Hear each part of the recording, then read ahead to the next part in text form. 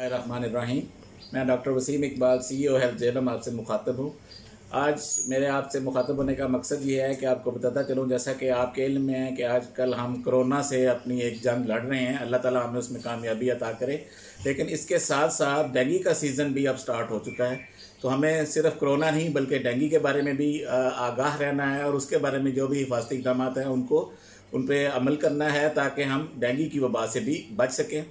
मेरी गुजारिश ये होगी कि जो हमारी टीमें आ रही हैं इनडोर और आउटडोर सर्विस के लिए, उनके साथ मुकम्मल तावन करें और जो आपको हदायत दे रही हैं उसके मुताबिक उस पर अमल करके ऐसा कोई हॉटस्पॉट ना होने दें जिसमें खुदा न खास्ता लार्वा पैदा हो सके और लार्वे से फिर वो मच्छर अफजाइश करके वो हमें डेंगू में मुब्तला कर सके।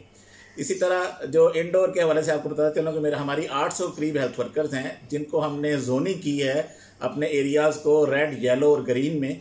जो हाई रिस्क एरिया हैं वहाँ वीकली उनकी सर्विस हो रही है, हर 7वें दिन हमारी हेल्थ वर्कर जा रही है।